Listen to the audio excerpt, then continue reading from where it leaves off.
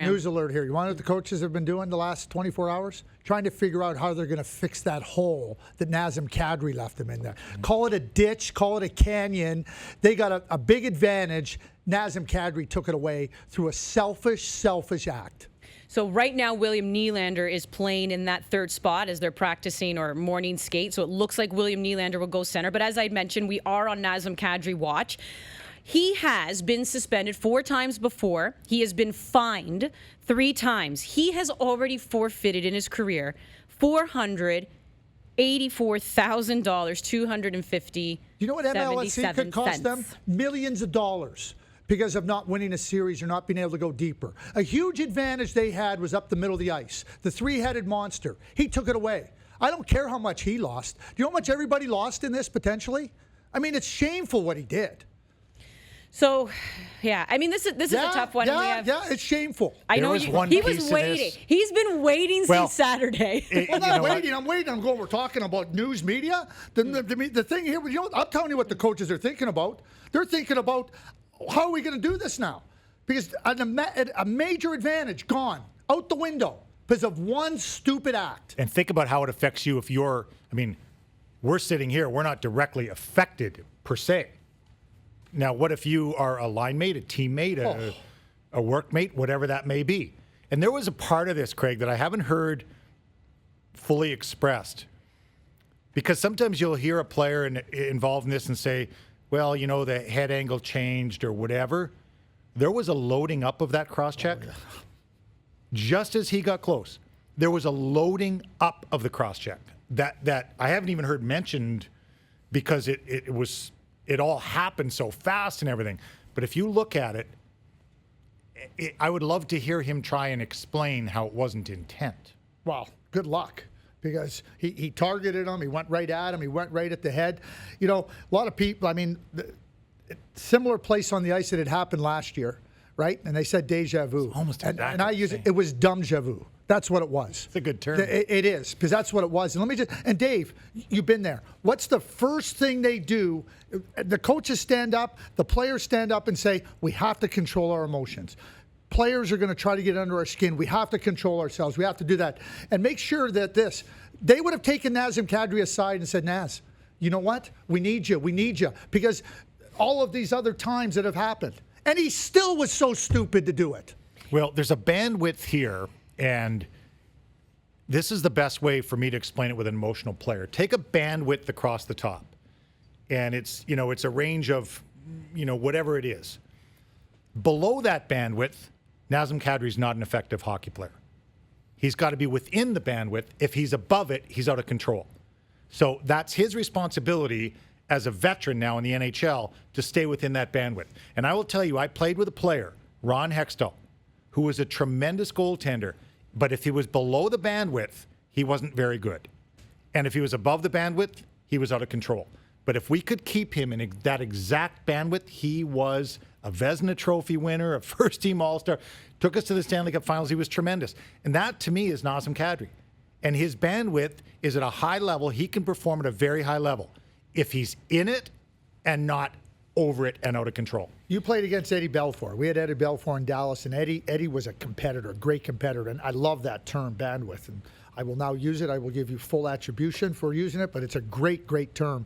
But Eddie Belfour was like that too, and people knew they could get under his skin. After we lost in 1998 in the conference final, Bob Gainey spent a lot of time with Eddie. He said, do you want to win? He goes, yes. How badly do you want to win? And Bob just emphasized to him, okay, you're committed to winning. Here's what you need to do. And they're going to test you. And he got tested. And he emerged on the other side of it. And so I know that they've spent time with Nazem Kadri. No question. So wait a second. I spent time with Nazem Kadri. That was 6 years ago, 7 years ago. But you make another great point, too. And it was about that he's a veteran player now. This isn't about a kid anymore. This isn't about going through the first time in the playoffs. He went through it in 2013. And he went through it in 2017. He went through it in 2018. So the fact of the matter is that, you think about all the advantages you have going into a series and in a tight series against teams that are pretty even, right?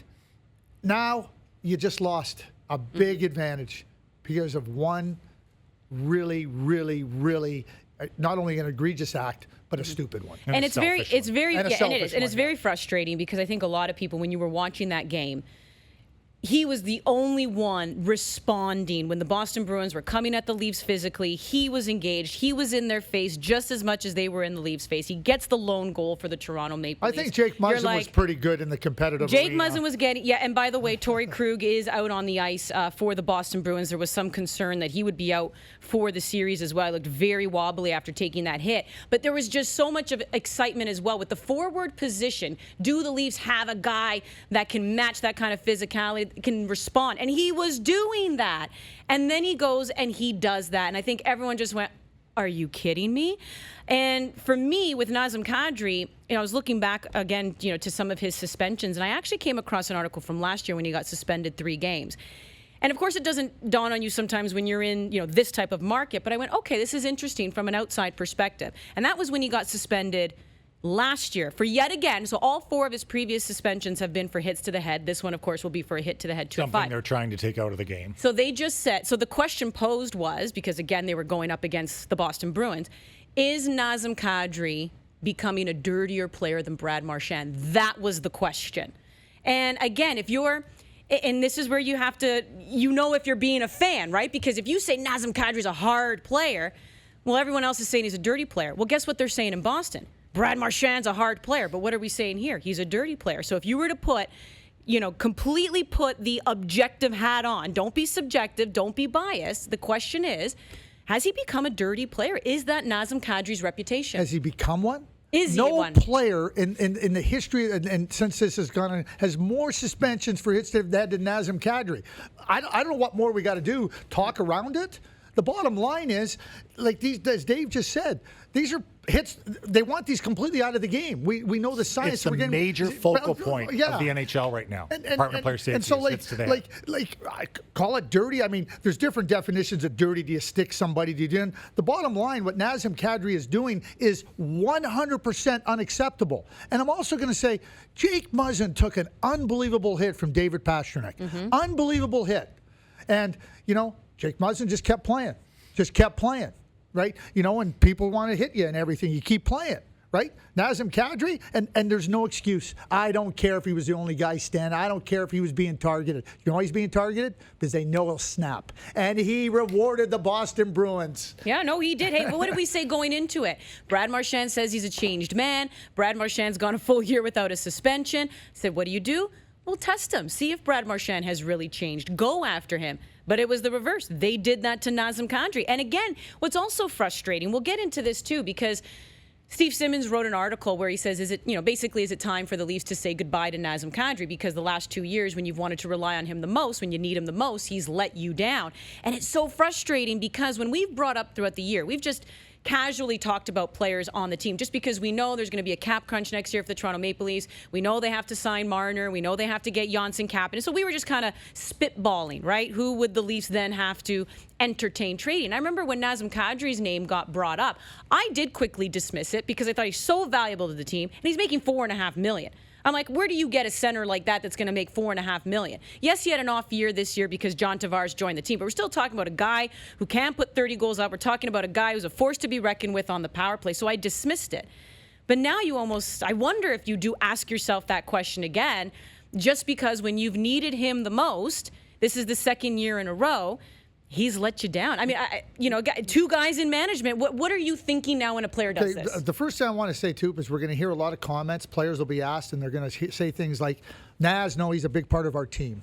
Yeah, no, yeah, we got Naz. And they should. And you don't expect anything else. The players are pissed. I'm telling you, they're disappointed. They can't believe now that against a real formidable foe, they're shorthanded. So make no mistake about it. They're not going to come out and say that, but they are. And now you got that. So now you're dealing with a room. And Serge Savard Sr. told me this when I first became a manager. He said, Craig, the players always know what they need, and they always know first. And they always know. Don't think you're ever fooling them, right? So as a manager, what you better figure out is, does Nazem Kadri have credibility with his teammates in that room? Because if he doesn't as a manager, you better get him out of there. And that's that direct effect that I talked about. This directly affects a lot of other people. If you do a selfish act and it only affects you, that's fine. If you're a tennis player and You do something and it affects you, that's fine. Team sport, different story.